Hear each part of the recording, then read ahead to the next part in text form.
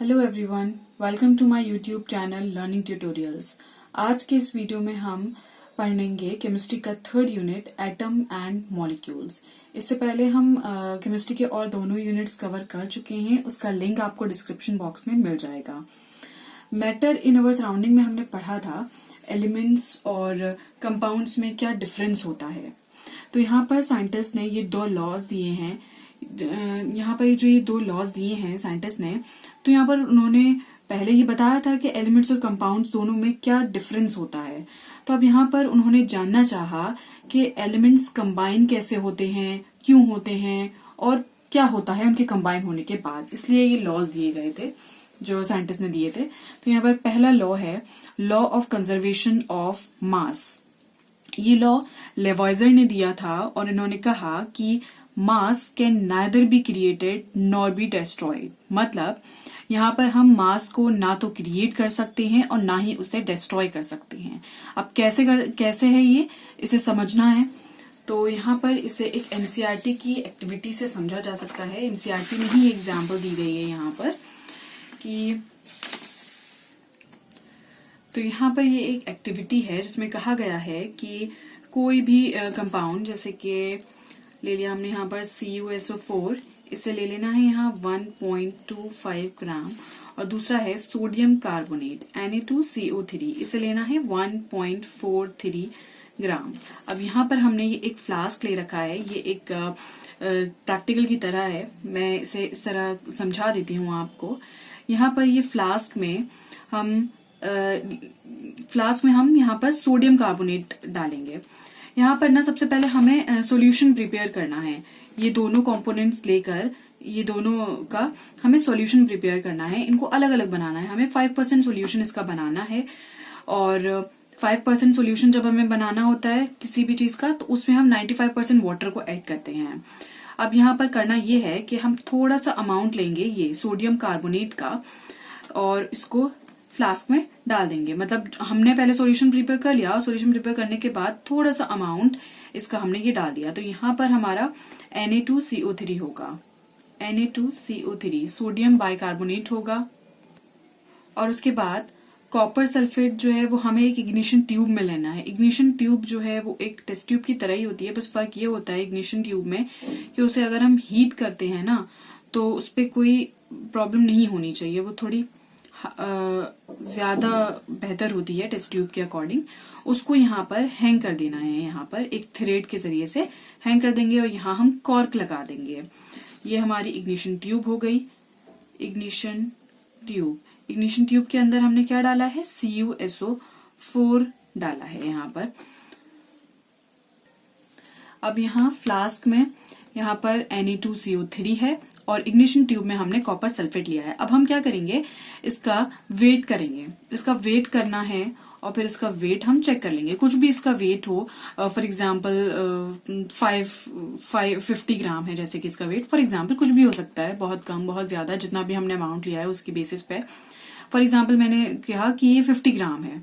अब हमने इसका वेट किया और फिर उसके बाद हमने क्या किया, ये जो फ्लास्क है इसको थोड़ा सा टिल्ट किया और ये जो टेस्ट ट्यूब में इग्निशन ट्यूब में हमारे कॉपर सल्फेट था उसको भी हमने इसके साथ मिक्स कर दिया। जब हमने इसको मिक्स कर दिया इसके साथ, फिर हमने दोबारा से वेट किया तो भी तो इसका वेट यही आया, कुछ चेंज नहीं आया इसके वेट में, क्योंकि सब कुछ तो यही है, हमने कुछ कम ज्यादा नहीं किया।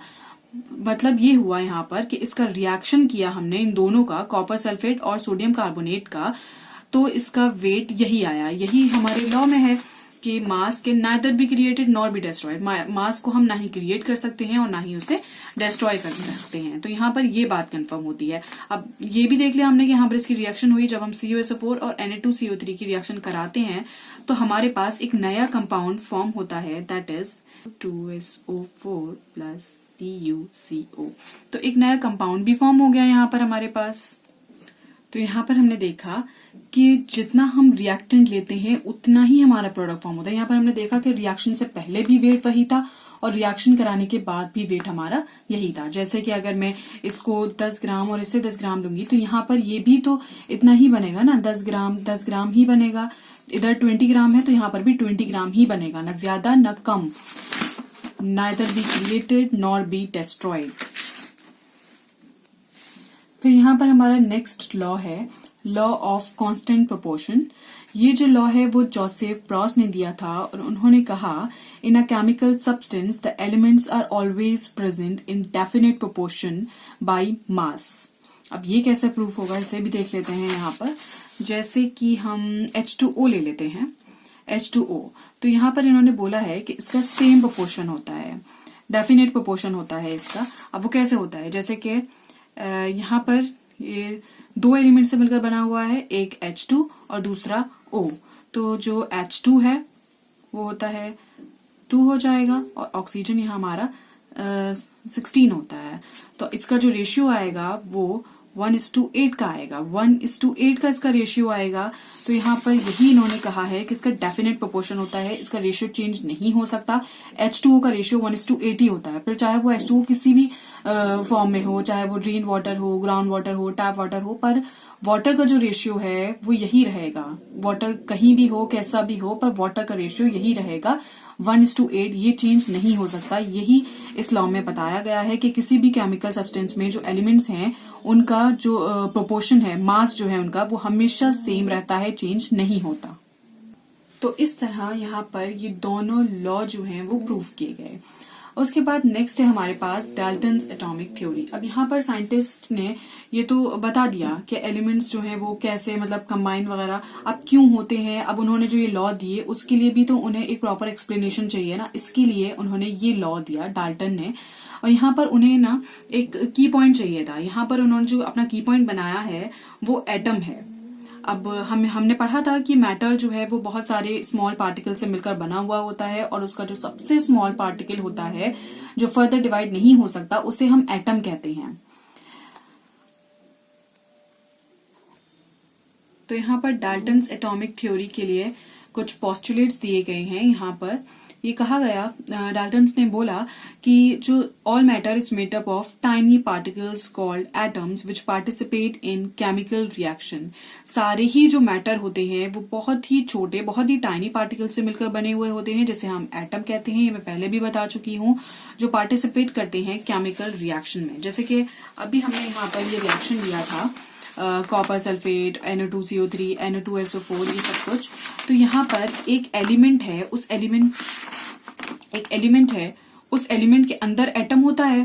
तो हर एक एलिमेंट में एक अलग एटम होता है। कॉपर में अलग होगा, सल्फर में अलग होगा, ऑक्सीजन में अलग होगा, सेम नहीं हो सकता सब में। और फिर वो एटम जो है वो पार्टिसिपेट करता है केमिकल रिएक्शन में। यहाँ पर जो ये हमारी केमिकल रिएक्शन हो रही है तो ये जो एटम्स होते हैं वो इस रिएक्शन में पार्टिसिपेट करते हैं। ये यहाँ ये यहाँ पर NO नहीं Na2 है, सोडियम कहा गया है।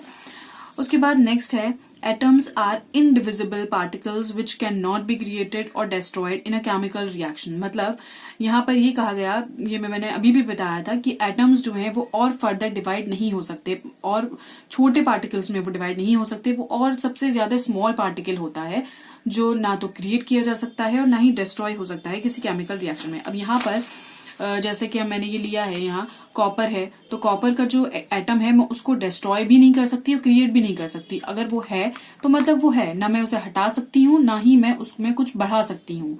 अगर जैसे कि हम लें C+O2 और CO2, तो अब कार्बन है। अब यहाँ फिर भी मतलब ज्यादा एलिमेंट है, यहाँ मैंने अकेले लिया है ये कार्बन। तो कार्बन जो है इसका ये एक एलिमेंट है, इसके अंदर जो सबसे स्मॉलेस्ट पार्टिकल होगा उसको हम कह रहे हैं एटम। तो वो कार्बन का एटम अलग है, ऑक्सीजन का एटम अलग है। अब यहाँ पर मैंने O2 लिया है तो मैं O2 को O1 तो नहीं कर सकती ना, O2 ही रहेगा। इसे 3 भी नहीं कर सकती मैं, ये O2 ही रहेगा। ऑक्सीजन में O2 ही रहेगा, इसको हम चेंज नहीं कर सकते।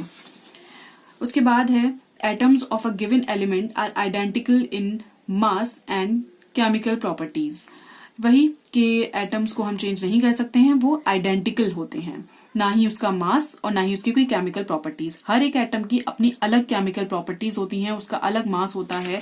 अब जैसे कि मैं यहाँ पर ऑक्सीजन की बात कर रही हूँ तो ऑक्सीजन का एटॉमिक नंबर 8 होता है और उसका एटॉमिक मास अगर में देखें तो वो 16 होता है। तो यहाँ पर ये चीजें चेंज नहीं हो सकती, उसकी जो केमिकल प्रॉपर्टीज हैं, ऑक्सीजन की जो प्रॉपर्टीज हैं वो वही रहेंगी। उसके बाद है atoms of different element have different masses and chemical properties. अब पीरियोडिक टेबल में अगर हम देखें तो 118 एलिमेंट्स वहां पर होते हैं, तो हर एक एलिमेंट का अलग मास होता है और उसकी अलग केमिकल प्रॉपर्टीज होती हैं। जैसे कि हाइड्रोजन है, हीलियम, लिथियम, सब लोगों का एटॉमिक नंबर अलग है, उन सबके मास अलग हैं, तो उनकी केमिकल प्रॉपर्टीज भी अलग ही होंगी।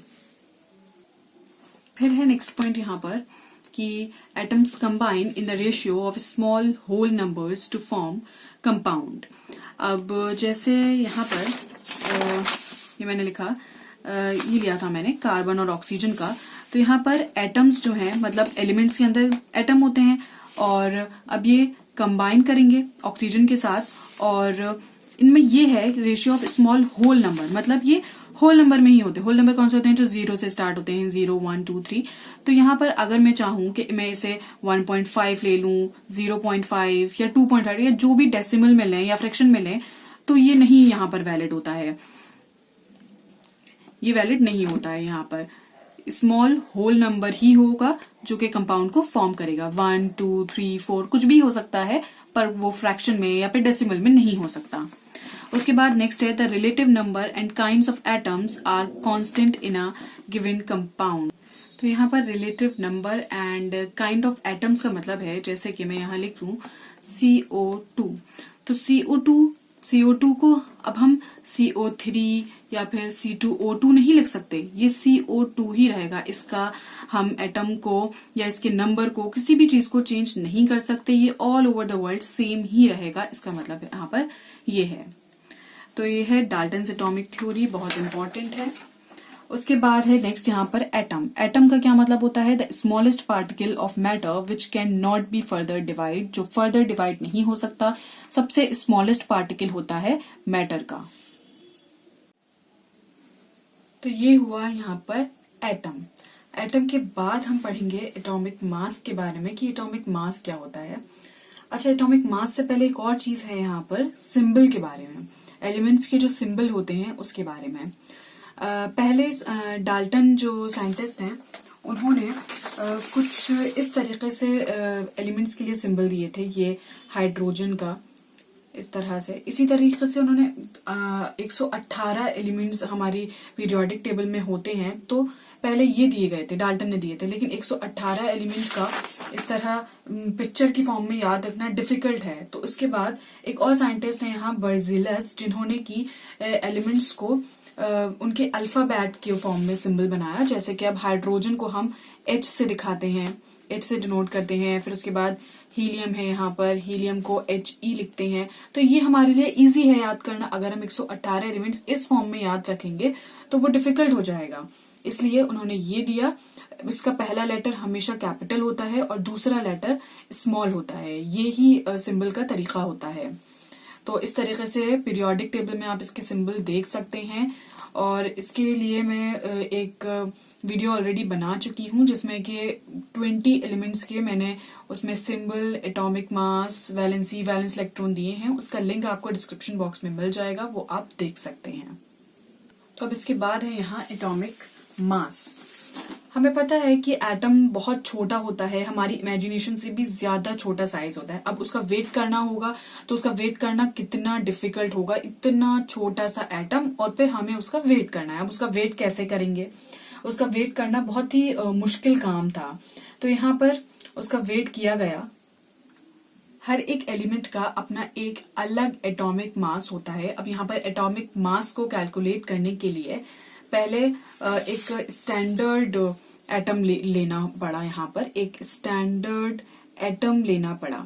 स्टैंडर्ड एटम का मतलब है यहाँ पर, जैसे कि फॉर एग्जांपल से, एक एग्जांपल से समझ सकते हैं, जैसे कि तराजू होता है ना जिसमें वेट करते हैं, फ्रूट्स वगैरह हम खरीदते हैं, तो उन लोगों के पास ये होता है। एक उनके इस तरह से होता है, इस तरह से होता है, और बीच में उनका वेट करने का होता है यहाँ पर।